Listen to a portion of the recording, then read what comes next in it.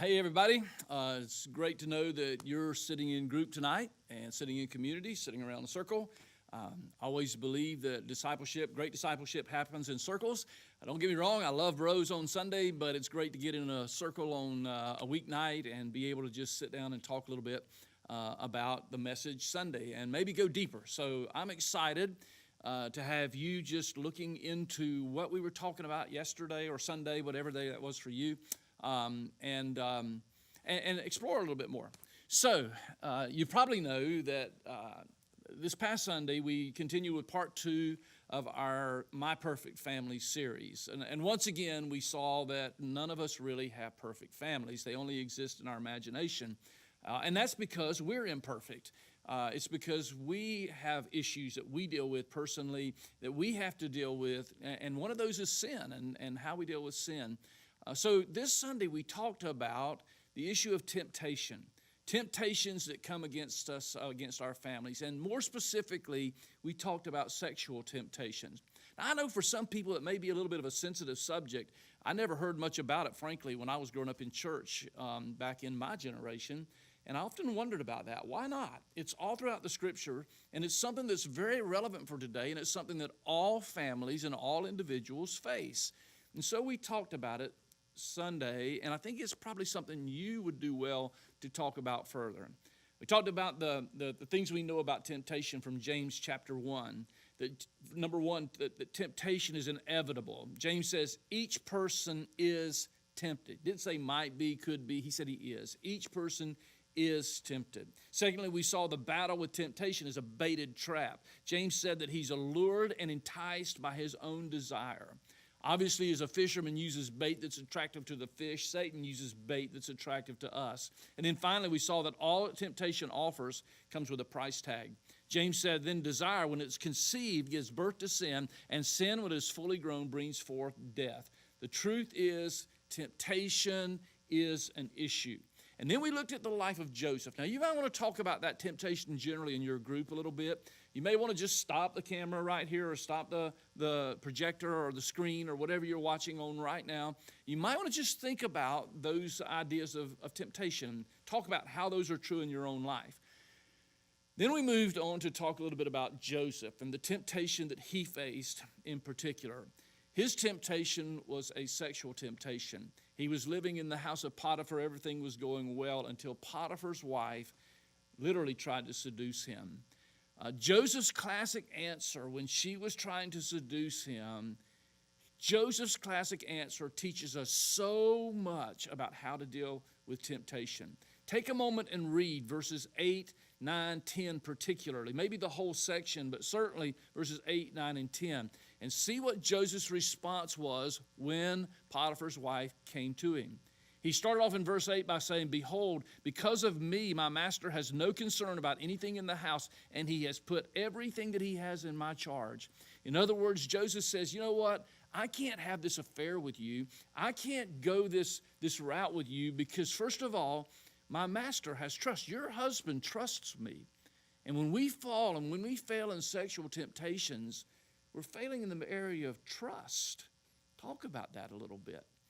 Then he says, wait a minute, there's another reason we can't go this route. Verse 9, he says, he is not greater in this house than I am, nor has he kept back anything from me except you, because you are his wife. The second thing we learn about Joseph's response is, to Joseph, she was off limits. It was just not available. That was just something that was off limits. And you know, we would do well to learn that about temptation. There are things that are off limits. We would do well to build a theological, a biblical sexual ethic where we learn that when we're married, other women are off limits. Even when we're single, other relationships, off limits. And finally, in verse 9, he says, how then can I do this great wickedness and sin against God? Joseph said, we can't go there. We can't have this affair, this relationship, because it would be a sin against God. And then we talked about 4 important questions. 4 important questions to ask ourselves when we're facing temptation, whether it's an activity, an attitude, or a thought. And I really want you to drill down on these questions for a few minutes. I'm going to read them and then let you just take the time to drill down on it. One, if I participate in this activity or attitude, how will it impact me personally? Second, if I participate in this activity or attitude, how will it affect those who I care the most about? My spouse, my children, my family, my friends. Three, if I participate in this activity or attitude, how will it affect others who watch my life? And that one weighs heavily on me. A lot of people watch my life, and yours too. And number four, if I participate in this activity or attitude, how will it affect the cause of Christ in the Christian community? Man, those are great questions, piercing questions for general temptations in general and temptations sexually specific. Good questions to ask. I don't know if you ought to write those down, paste them somewhere, put them on your phone, have them available to be asking yourself constantly. Talk about those questions. And then finally, and I'm going to just leave you to talk about this further as you see led, as the leader and as the group and whatever you see is important. I gave you kind of five practical ideas for guarding against sexual temptation. The writer of Proverbs warned us. He said, guard your heart, for out of it flow the well springs of life, Proverbs chapter 4. So how do I guard my heart? How do I guard my life? How do I guard my family? How do I guard my soul against these temptations? Well, a couple of simple comments, and you may come up with your own. You may talk about these, and then you may add some to it. And if so, maybe I'd like to hear about some of those. But here's what I've talked about. One, give yourself some clear boundaries. Don't be afraid to put boundaries in your life. In any situation, in your family, your business, etc. Two, set up a strategy for accountability. Figure out how you can be accountable in some way to someone. Three, remember temptation often follows great success. So you better be ready. You're on a successful arc in your life. Things are going well for you. Watch out. That's when temptation often comes.